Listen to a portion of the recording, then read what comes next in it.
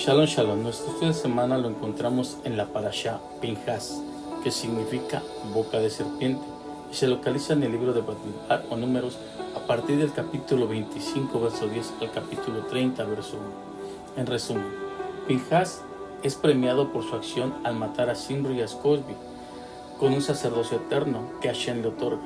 Otro censo de los hombres entre 20 y 60 años del pueblo de Israel. Moshe es instruido para dividir la tierra entre las tribus, las leyes de la herencia en la Torá, que otorga la porción de tierra a las 5 hijas de Safjad. Moshe deja en manos de Yehoshua para que guíe al pueblo de Israel a la tierra prometida. La lista de ofrendas diarias adicionales de Shabbat, Rosh Hashanah y de las festividades de Hashem. Pinhas. Este estudio por lo regular siempre cae en el mes hebreo de Tamuz, siendo una parashá muy completa, y por lo mismo se le debe dedicar el tiempo necesario para poder comprender a la luz de la Torá lo que ésta quiere decirnos. Pinhas es un héroe que en forma desinteresada se arriesga como levita y salva al pueblo de Israel de una terrible plaga producida por la inmoralidad sexual del pueblo. Se comenta que la plaga no solamente fue por la inmoralidad sexual públicamente, dando muerte a más de 24,000 hombres, sino que todo esto trajo una muerte no tan solo física, sino espiritual. La reacción de Pinhas fue de una manera tan celosa, ya que el pueblo se apartó de las cosas de Hashem para adoptar cosas corruptas e inmorales dentro del campamento. Con esta acción de Pinhas, el recato vuelve al pueblo de Israel, y de ahí que esta acción benefició por completo al campamento. Es por eso que Pinhas representa la justicia y la rectitud, ya que su determinación fue un acto de celo por Hashem. La plaga que azota a Israel simboliza la consecuencia de la desobediencia y la infidelidad a las cosas celestiales.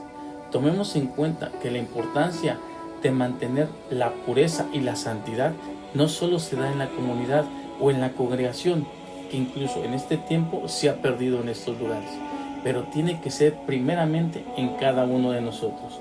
Purificarnos no solo con agua, sino de conciencia y corazón.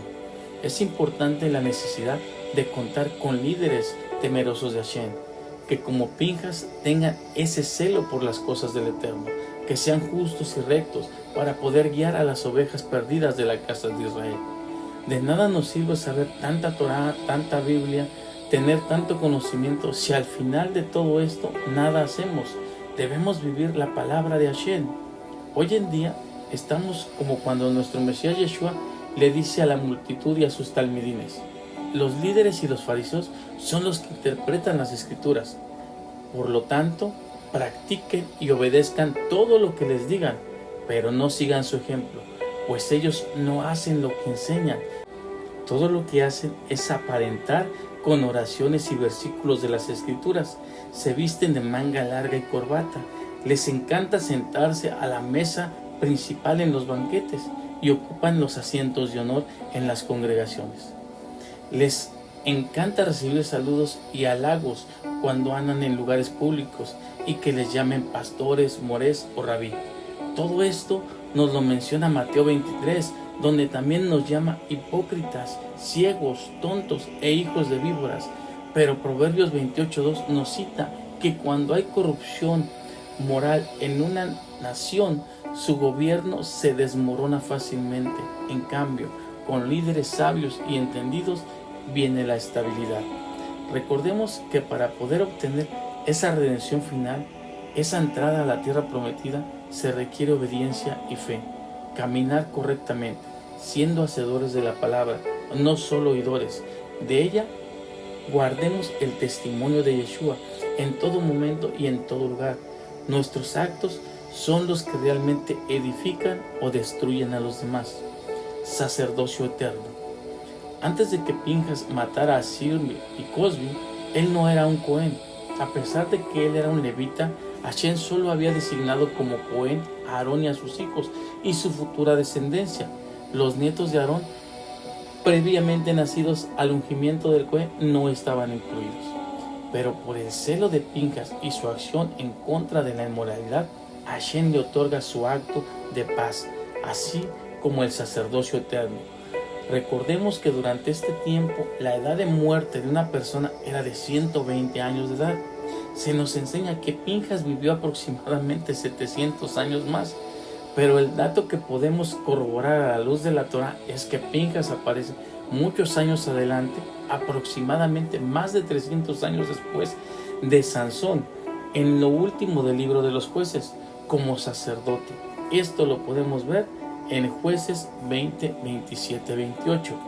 Aprendemos que si nosotros queremos tener ese sacerdocio eterno y vivir en Shalom, en paz, debemos de actuar como Pinjas, debemos asumir nuestra responsabilidad espiritual para poder tener un compromiso de emet, de verdad en las cosas de Hashem, actuando de una forma tan drástica como lo hizo Pinjas. En ese momento que surja esa acción no grata dentro de nosotros y que está por revelarse a los demás, tomemos una lanza con celo de Hashem y matemos ese patrón de conducta que va en contra de las cosas de Hashem.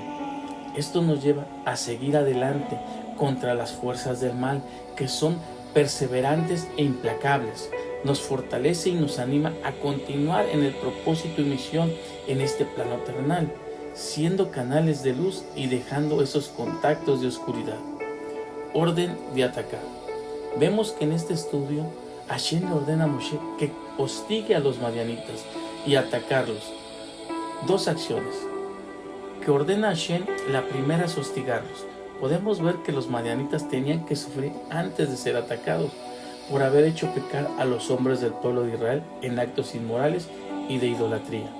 Vemos que la orden fue para que los madianitas fueran atacados, pero no así a los moabitas, aunque estos también tuvieron parte en este acontecimiento de inmoralidad e idolatría, pero vemos que fueron apartados de este castigo. Se nos enseña que Hashem los dejó vivir porque los moabitas actuaron bajo presión de los madianitas y por temor a que los atacaran. Por otra parte, que ellos fueron excluidos de tal tribulación debido a que Ruth, antepasada del rey David, estaba destinada a descender de Moab. El mérito de nuestros padres. Estudiamos el tema de las hijas de Zelofhad que se acercan a Moshe para pedirle que le proporcionaran un patrimonio a ellas en la tierra prometida. Todos conocemos el concepto, el mérito de nuestros padres, lo que significa que si alguno de nosotros o de nuestros antepasados fueron personas justas, esos méritos obtenidos por ellos nos benefician espiritualmente a lo largo de la vida. Es como una inmunidad diplomática. La pregunta que nos hacemos es, ¿eso es verdad? ¿Acaso porque el padre o el abuelo de una persona fue un hombre justo, le da crédito a esta persona? Aparentemente debería ser al revés. Mientras más justos fueron los antepasados de alguien, más obligación tenemos nosotros o los descendientes de mantenerse en un nivel mayor que el de los padres. Para entender esto, debemos saber que existen dos tipos de hijos, un hijo biológico y un hijo espiritual.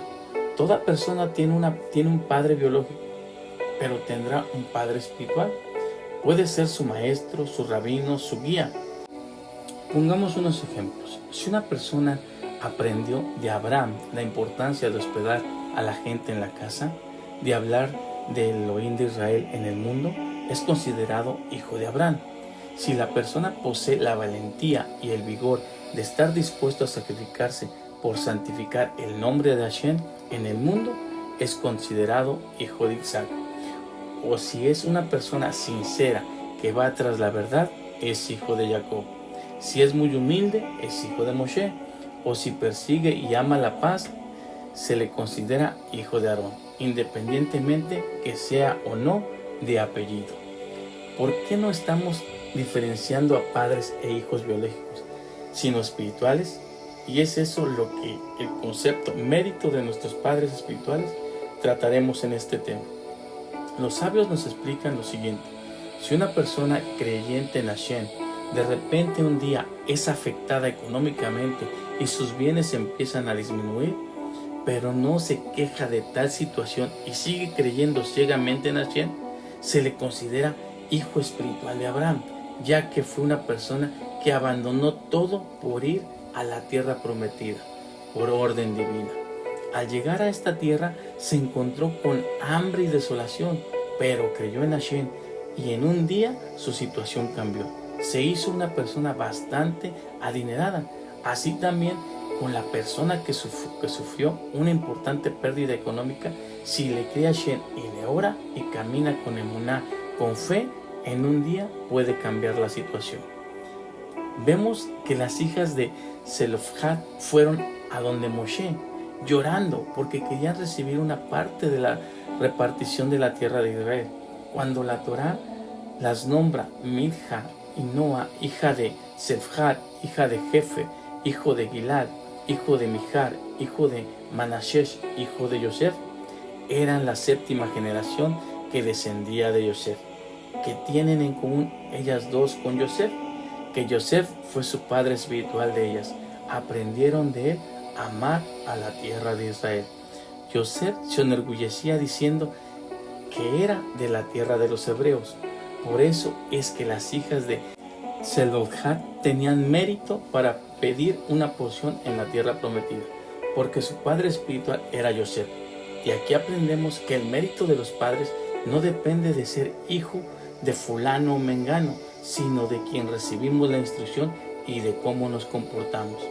También en nuestra parashat vemos que este concepto se repite con Moshe, cuando él vio que las hijas de Zelofhad recibieron su parte en la herencia de la tierra prometida. El Midrash nos comenta que les pidió que le oraran a Hashem para que el próximo líder del pueblo fuera su hijo y que él los guiara a la tierra prometida. Entonces Hashem le respondió que su hijo sería el próximo líder del pueblo de Israel, pero no su hijo biológico, sino su verdadero hijo, su hijo espiritual, Yehoshua ben Nun.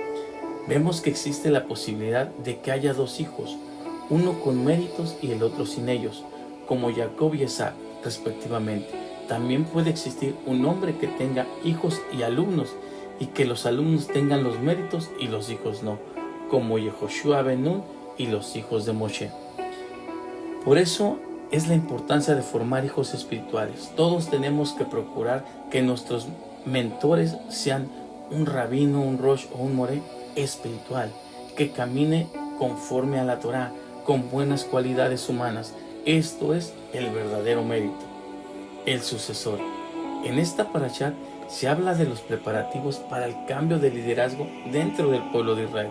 Moshe, sabiendo que su entrada a Israel no sería posible, le pidió a Hashem que escogiera a un próximo líder, y Hashem escogió a Yehoshua ben Nun.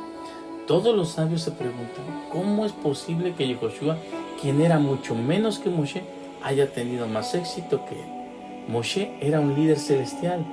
Su potencial fue muy grande. Cuando Yehoshua tomó las riendas del pueblo, los sabios de esa generación dijeron: la cara de Moshe es como la del sol y la cara de Yehoshua es como la de la luna. Es decir, que la diferencia que había entre Moshe y Yoshua era como la del sol y la luna.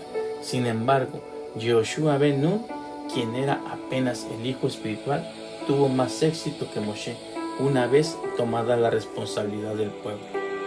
Yehoshua, a pesar de su inferioridad, obtuvo mayores triunfos, conquistó la tierra de Israel, la repartió equitativamente entre las tribus y casi no tuvo problemas internos en su mandato. ¿Cuál fue el secreto del éxito de Yehoshua? Antes de decirlo, debemos saber que ese mismo secreto sirve para todos, para toda la comunidad, para cualquier sinagoga y para cualquier líder. Lo que causa la diferencia entre Moshe y Yehoshua no fue el tipo de líder, sino el tipo de gente que le tocó a cada uno liderar. En la época de Moshe eran personas que cada una se sentía líder, se sentía superior a los demás, como nos lo narra la Torá. Cuando en un pueblo cada uno quiere ir por su propio lado, aún para un líder como Moshe es muy difícil obtener el éxito. Cuando en un barco hay muchos capitanes, el barco se hunde. Sin embargo, Yehoshua tuvo un pueblo más temeroso de Hashem. Eran los hijos de los que salieron de Egipto. Aprendieron de lo vivido en el desierto y cambiaron sus ideas, dejando a Yehoshua que fuera el único líder del pueblo para que él pudiera introducirlos a la tierra prometida. El Midrash nos dice: entonces Hashem le respondió a Moshe que el próximo líder sería Yehoshua, quien era una persona que tenía una sola idea de trabajo, lo que haría mucho más fácil que se acostumbrara el pueblo a él, pues cuando un líder tiene muchas ideas, a sus seguidores les causa más el proceso de adaptarlas a que si tuviera una sola línea de pensamientos. El requisito de un líder principalmente es conducir a los demás por el camino espiritual, por una senda de luz y no de oscuridad. Tiene que ser como un pastor que guía a su rebaño, que los protege, les enseña el camino, y cuando alguna se pierde va a buscarla para regresarla a redil, y si se encuentra lastimada la sana hasta restaurarla por completo y reintegrarla con las demás. Gracias a Hashem que contamos con un gran líder y pastor para estos tiempos finales, que nos enseña el camino a la tierra prometida, nuestro Mesías Yeshua. En el libro de Juan 10:10 al 14 nos cita: el ladrón no viene sino para robar, matar y destruir. Yo he venido para que tengan vida y para que la tengan en abundancia. Yo soy el buen pastor. El buen pastor pone su vida por las ovejas, pero el pastor asalariado, que no es el verdadero pastor y a quien no le pertenecen las ovejas, cuando ve que viene el lobo, las abandona y huye. Y el lobo persigue y esparce a las ovejas y huye porque es asalariado, y a él en realidad no le importan las ovejas. Soy yo el buen pastor y conozco a mis ovejas, y mis ovejas me conocen a mí. Que sea la voluntad de Hashem que cada uno de nosotros sigamos caminando por esa senda de luz y no de oscuridad, guiados por quien es el camino, la verdad y la vida, y que por sus méritos tengamos el derecho de estar en el trono de gloria. Baruch Hashem. Que el Eterno bendiga sus vidas y los proteja. Que el Eterno haga brillar su presencia sobre ustedes y sea clemente. Que el Eterno vuelva su rostro hacia ustedes y les dé su shalom.